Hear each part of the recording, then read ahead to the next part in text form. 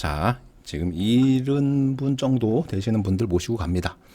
자, KB 부동산과 한국부동산원 23년도 1월 2일자 기준으로 자료를 볼 건데요.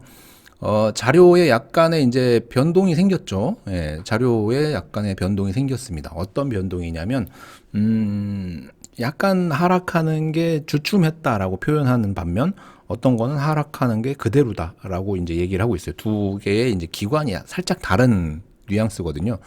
여기도 보면은 이제 이건 KB 자료인데, KB는 경기도, 우리가 이제 경기도 쪽이니까, 경기도 같은 경우에는 매매 변동률이 0.52% 마이너스에서 0.57 해가지고 0.02%가 이제 그 늘어난 거거든요.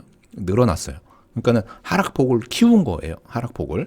근데 이제 서울 같은 경우에는 0.39에서 0.33으로 줄었거든요. 이렇게 줄었습니다. 예, 이게 줄어든 그렇거든요. 그래서 전세 같은 경우에는 이제 하락폭이 줄었다. 경기도 같은 경우에는, 예, 서울 같은 경우에도 하락폭이 줄었다. 그래서 지금 우리가 대한민국이 이제 서울에 인구가 가장 많이 집중돼 있고 돈이 많이 몰려 있는 데가 서울이잖아요.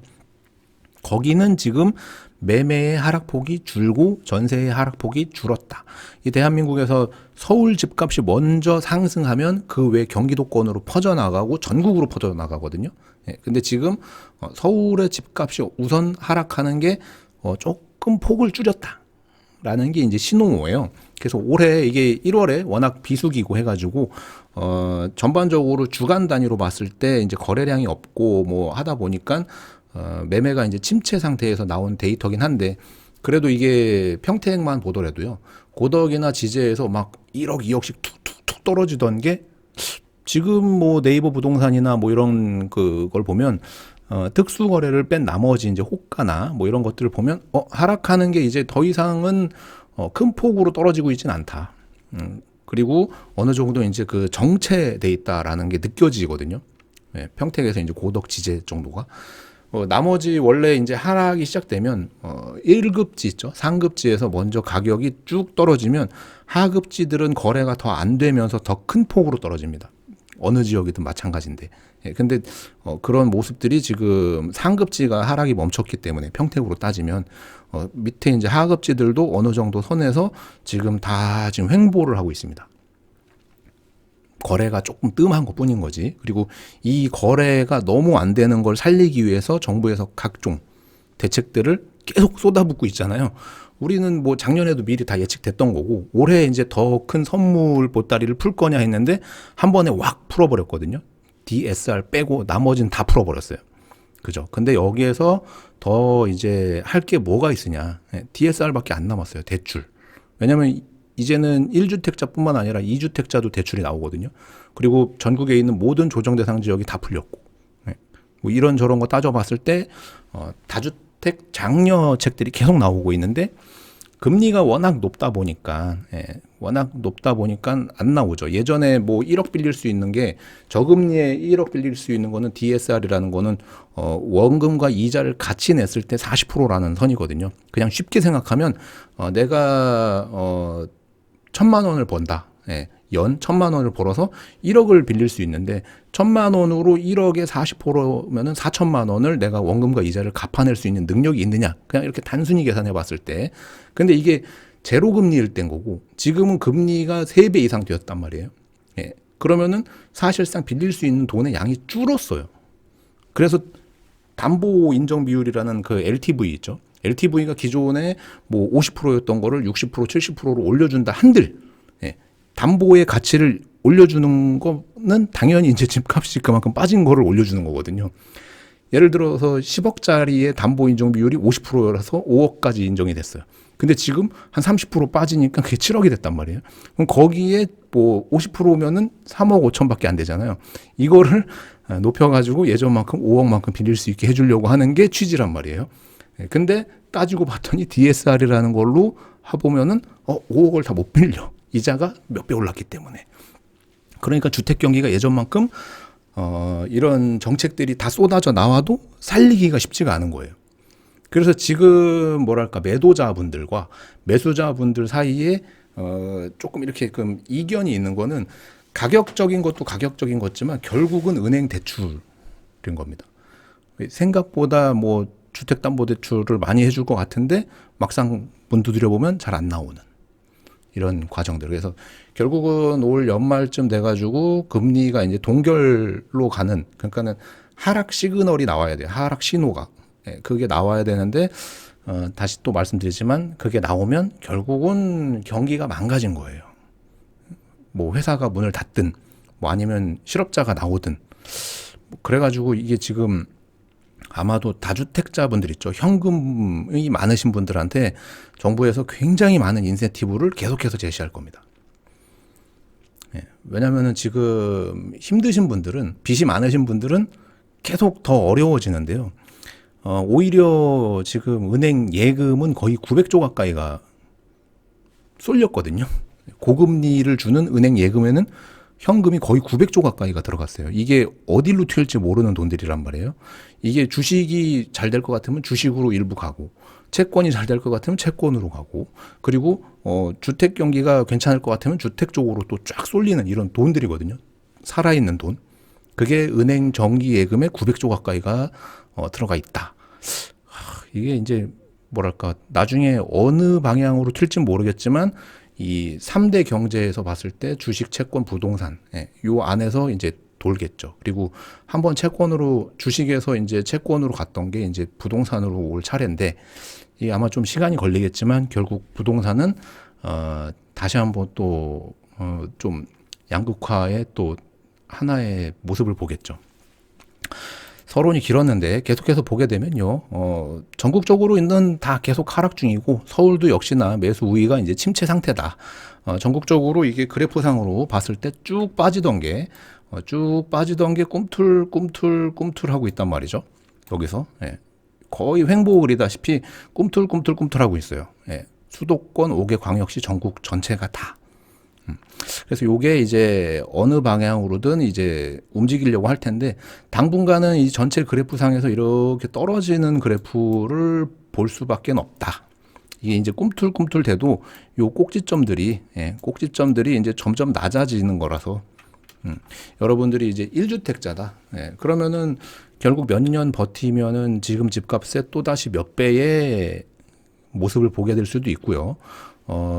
그 버티는 기간이 이제 굉장히 좀 힘드시겠지만, 그렇다고 지금 같은 시국에 이제 전세를 살자니 이거는 사실 돈을 지키는 게 아니라 오히려 돈을 잃을 수도 있는 위험 부담이 있으니까, 가급적이면 차라리 전세 살 돈으로 은행에 예금 넣어놓고 그 예금 이자로 월세 계산해가지고 사는 게 낫다라는 얘기 드리는 겁니다. 그리고 전국적으로 다 빠지고 있다. 특히나 세종 크다. 그리고 인천, 경기가 큰데 요 경기도에는 이제 평택, 오산, 안성, 화성이 포함되어 있습니다. 전국 평균은 마이너스 3.7%. 그래서 전국적으로 지금 다 안 좋죠. 금주 이제 상승률, 뭐 전년말 대비 상승률은 이게 이제 23년도 1월 되면서 이게 없어요. 싹 빠졌습니다. 그래서 아마 내년이나 다음 달이나 다음 주나 뭐 이제 포함될 텐데, 여기 이제 하락률에 보면은 이제 평택, 오산, 안성, 화성은 없어요. 근데 1% 가까이 매주 떨어지고 있는 지역들은 나오고 있습니다. 요거 이제 매매 증감률로 봤을 때 요 부분이 평택입니다. 평택이 여기 지금 여기서부터 쭉 빠지는데, 요게 이제 8월 22일부터입니다. 쭉 0.2%를 시작으로 해가지고 0.02%를 시작으로 해서 쭉 하락폭을 키워서 마이너스 1% 가까이 빠졌다가 다시 쭉 빠지고 있고요. 현재 1월 2일 기준으로 마이너스 0.18%. 그나마 오산, 안성, 화성시에 비해서 굉장히 선방했다. 그리고 경기도 평균으로 봐도 평택이 굉장히 선방하고 있는 겁니다. 뒤에도 이제 기사 몇 가지 보고 하겠지만, 평택이라는 이 그 지리적 특성이 갖고 있는 것이 예전에는 굉장히 큰 단점이었으나, 지금은 굉장히 큰 장점으로 부각되고 있는 것들이 있습니다. 그래서 한번 전국적으로는 어쨌든 다 빠지고 있다. 그나마 평택이 우리가 지금 보고 있는 평택, 오산, 안성, 화성 중에서는 선방했다. 그리고 요거는 이제 전세 가격인데, 전세 역시나 모든 지역에서 하락했고, 수도권 5개 광역시 전국 할 거 없이 전부 빠지다가 여기서 아까 매매가처럼 다시 횡보를 그리고 있어요. 이렇게 들쑥날쑥하면서 횡보하는데, 전세가는 이제 매매가랑 틀리게 여기에 이렇게 그 상점을 찍어가면서 가고 있거든요. 아마 다음 상점이 이렇게 될 텐데, 이 전세의 특징은 금리가 이제 나중에 떨어지기 시작하면 집값이 어느 정도 이제 그 주춤하는 시기가 오거든요. 근데 전세는 이제 그 은행에서 빌리는 게 내가 월세를 내는 것보다 그 은행에서 돈 빌려가지고 전세 사는 게 다만 얼마라도 이득이다. 그러면은 전세가가 올라가요. 아파트 위주로. 그래서 요거는 이제 지금 전세가도 어느 정도 하락하는 게 조금 멈추고 있습니다. 그래서 매매가 전세가가 보합으로 가고 있는데 그거를 어느 정도 유지를 하기 위해서 정부에서 계속해서 뭔가 혜택을 주고 있다. 하지만 전세 제도는 아마 점진적으로 좀 많이 축소될 확률이 높습니다. 왜냐하면 뭐 빌라 그 바지 사장 사기꾼이라든가 뭐 이런 거 있죠. 그 빌라왕 건에 대해서도 얘기 드릴 게 많은데 얘기하면 길어져요. 그래가지고 간략하게 보면요.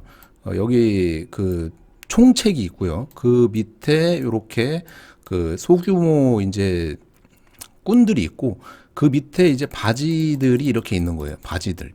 속된 말로 빌라왕. 예. 돈은 다 이렇게 올라가는 거예요. 그리고 요 밑에 이제 그 빌라왕의 그 세입자들이 이제 쭉 깔려 있는 거거든요. 이 돈이 이렇게 위로 쏠리는 겁니다. 중간에 나눠 먹고 하고 여기를 잡아야 되는데 요게 이제 지금 밝혀지면은 이제 좀 일이 커지겠죠. 왜냐면 꽤 큰 금액이거든요. 이 정부의 이제 그 허점을 이용해 가지고 이런 그 바지들 내세워 가지고 해 먹고 이 돈이 결국은 한쪽으로 갔을 확률이 거의 99%인데 얘를 지금 특정해 가지고 잡아내려니 그 자금이나 뭐 이런 거를 다 캐내야겠죠. 그리고 뭐랄까 이게 전부 다 집값이 떨어지고 뭐 하고 뭐 피해자들이 그렇게 뭐 몇천 명씩 나오고 해도 사회적으로 관심이 막 그렇게 막 높진 않다 보니 뭐 적극적으로 여기를 뭐 이제 들쑤시려고 안 하는 것도 있는 것 같아요. 그래서 관심이 중요하다. 어쨌든 전세도 전체적으로 쭉 빠지고 경기, 인천, 서울 쪽이 좀 많이 빠졌었다. 예, 전국적으로 마이너스 0.5% 빠졌다. 요것도 역시나 새해 첫 해라서 이제 없는 것 같고 평택, 오산, 안성, 화성에 대한 언급이 없고요. 요거 이제 평택 여기 있습니다. 예, 평택도 보게 되면은 요거 전세거든요. 전세가 이제 전국적으로도 그렇고 경기도적으로 0.73%인데 평택은 0.34%. 그나마 오산, 안성, 화성시에 비해서 역시나 선방했다. 평택에는 아직도 전세 수요라든가 월세 수요라든가 매매 수요가 다소나마 다른 시들에 비해서 다소 남아 있다. 왜냐하면 삼성전자라는 큰 대기업에 그 수만 명에 달하는 인력을 계속해서 필요로 하다 보니 월세나 전세 수요는 꾸준히 받쳐주고 심지어는 아마 나중에 그게 조금 더 가속화될 수 있는 게 지방에 이제 중소 회사들이 망하게 되면요. 저 같은 이제 가장들은 일자리를 찾아서 갈 수밖에 없는데 결국 그 일자리는 이제 대기업이나 일이 이제 풍부하게 있는 쪽으로 쏠릴 수밖에 없어요. 그래서 처음에 가장이 먼저 오거나 뭐 이렇게 부부가 먼저 오거나 하든 했을 때 이제 아마도 계속해서 일자리가 있는 쪽으로 사람이 쏠릴 수밖에 없습니다. 근데 그 와중에 이제 평택은 할 일이 많죠. 건설 쪽도 이제 평택은 할 일이 많고 그리고 계속해서 나오고 있는 이런 투자 얘기들도 있다 보니 아마도 평택의 인구가 늘어나고 하면서 다른 시들에 비해서 집값이라든가 뭐 여러모로 굉장히 선방할 확률이 높아 보입니다. 자, 계속해서 보게 되면 이거 한국 부동산 원 자료입니다. 한국 부동산 원 자료. 아까는 KB 자료 봤고요. 부동산 원이 조금 더 보수적으로 이야기하는 경향이 있습니다. KB보다는.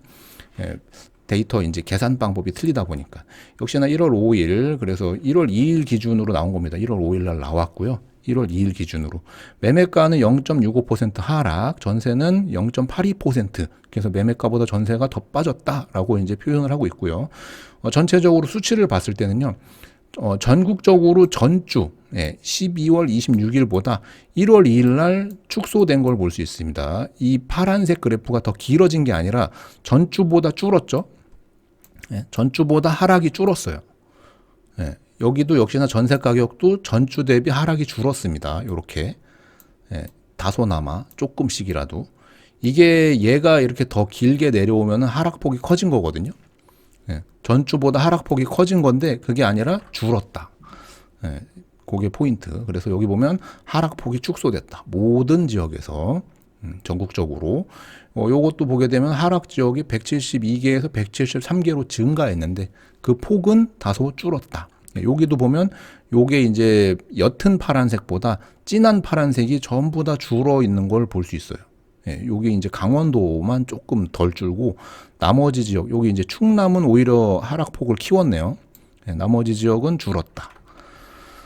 그리고 요거는 이제 전국적으로 이제 전세 가격을 보는 건데 전세도 역시나 하락폭이 축소됐다. 이거 한국 부동산 원 자료고요. 좀 전에 본 건 아까 KB 자료인데 KB 자료에서는 전반적으로 하락이 이제 뭐 더된 것도 있고 서울을 뺀 나머지 지역들은 더된 것도 있지만 서울은 줄었다. 이렇게 하는 거고 이 부동산 원 자료는 전국적으로 다 줄었다. 이렇게 얘기하고 있거든요. 결국 거기에서 공통적으로 나오는 거는 하락폭이 축소됐다. 예전만큼 크게 떨어지는 게 이제 조금 줄었다는 거예요. 아직 하락하고 있는 거지만. 요것도 보게 되면은 이제 보합 지역이 0개에서 4개로 늘어났다가 포인트거든요. 전세 가격이. 기존 그대로 가는 지역이 4개 지역이 늘어난 거다. 그리고 하락 지역이 줄었다는 게 나오는 거고 상승 지역은 뭐 당연히 감소했고요. 그래서 전세 가격은 이제 어느 정도 안정이 되고 있나 보다. 안정이 되고 있나 보다라고 보시면 될 것 같아요. 요거 이제 수도권 지역 주간 아파트 변동률 통계표. 매매가 이제 위에고 밑에가 전세인데 화성, 오산, 평택. 여기가 평택입니다. 평택. 22년도 누계나 23년도 누계 상으로 봤을 때는 작년에 비해 뭐 아직 올해가 많이 노출이 안 됐지만 뭐 하락은 좀 작년에 비해 크겠죠. 앞으로. 그래서 주간 단위로 봤을 때도 계속 빠졌다. 네, 뭐 상승 한 번 안 하고 11월 28일 기준으로 봤을 때 계속 빠졌다. 그래서 23년도 1월 2일 기준으로 봐도 뭐 전세 매매 가격이 전부 빠졌다. 이 수치만 이제 보면 되는 겁니다. 0.54, 0.48. 요것도 이제 그래프상으로 보게 되면 주간 아파트 매매 가격 지수 변동률로 했을 때 쭉 빠지더니 살짝 이제 조금 올라갔죠. 요것도 이제 전세 가격도 빠지더니 살짝 올라갔어요. 그래서 요게 이제 다시 이렇게 올라갈 거냐? 저는 요거는 좀 아니라고 보고 요게 이제 요렇게 갔다가 들었다가 내려갔다가 뭐 들었다가 요런 식으로 이제 보합을 그리되 전체적인 그림은 살짝 이제 빠지는 매매가는 아주 살짝 빠지는 그래프가 나올 것 같고 전세가가 이제 봐야 되는데 전세가는 이렇게 해서 한번 들렸다가 요즘은 이제 계약갱신 청구권 같은 게 있으니까 조금 가다가 조금 빠졌다가 살짝 매매가보다는 조금 다른 전세가가 이제 금리에 따라서 조금씩 올라가는 그런 모습이 나오지 않을까 예상을 해봅니다. 요것도 보게 되면 변동 지역 분포 추이를 놓게 봐도 하락 지역이 대부분이에요. 파란색이 하락이고 빨간색이 상승인데 상승은 뭐 신경 쓸 게 없을 정도로 그냥 눌려 있어요. 전체적으로 다 매매 전세가 다 그냥 하락하고 있다. 그래프상으로도 이제 완전히 꼬꾸라졌는데 여기서 이제 굉장히 안 좋은 수치가 나왔던 거죠.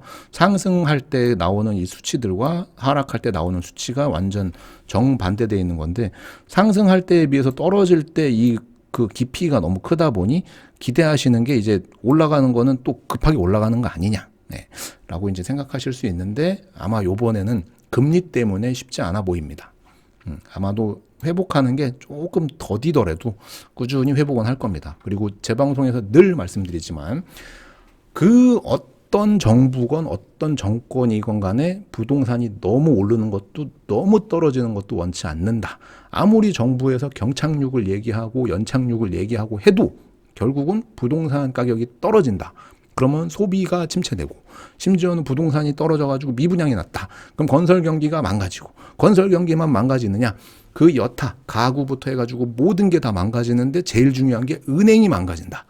은행이 망가지면 이 금융이 부실되고 그 은행이 흔들리면 결국 국가까지 흔들리기 때문에 그 어떤 정권도 급등과 급락을 원하지 않는다. 그래서 부동산은 장기적으로 우상향한다라는 게 이제 포인트죠. 그래서 영상 도움되셨다면 좋아요만 한번 부탁드리겠습니다.